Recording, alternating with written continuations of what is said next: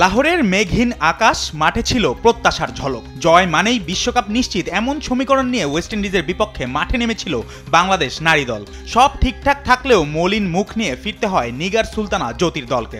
নারী বিশ্বকাপ বাছাই পর্বে নিজেদের চতুর্থ ম্যাচে 3 উইকেটে হারতে হলো টাইগ্রেসদের। ফলে বিশ্বকাপের টিকিট নিশ্চিত করতে এখন তাকিয়ে থাকতে হবে নিজেদের শেষ ম্যাচের দিকে।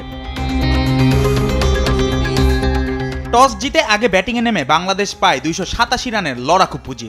ইনিংসের শুরুটা খুব একটা ভালো না হলেও শারমিন আক্তারের 67 রানের ধৈর্যশীল ইনিংসে রানের চাকা সচল রাখে টাইগার্সরা। সঙ্গে মুমতাহিনা হুমায়রা, নিগার সুলতানা ও ঋতু মনির গুরুত্বপূর্ণ অবদান বাংলাদেশকে পৌঁছে দেয় প্রতিদ্বন্দ্বিতাপূর্ণ সংগ্রহে। 227 রানের পুঁজি ডিফেন্ড করতে নামার পর থেকেই চাপে পড়ে যায় বাংলাদেশের বোলাররা। ওপেনিংয়ে জায়েদা জেমসকে হারালেও কিয়ানা জোসেফের 31 রানের ইনিংসে শক্ত ভিত পায় ওয়েস্ট ইন্ডিজ। এরপর ক্যাম্পবেল, ম্যাথিউস আর টেইলরের ধারাবাহিক অবদানে দিশেহারা টাইগ্রেসরা খুঁজতে থাকে ব্রেক থ্রুর পথ। সেই পথ তৈরি হয় ইনিংসের মাঝপথে। প্রথমে ফাহমিদা খাতুনের লেগ বিফোরে ক্যাম্পবেল ফেরেন, তারপর একে একে আঘাত হানেন রাবেয়া ও মারুফা আক্তারের টানা 2 ওভারে ম্যাথিউস ও টেইলরকে ফেরানোর ম্যাচে ফেরার স্বপ্ন দেখতে শুরু করে বাংলাদেশ শিবির।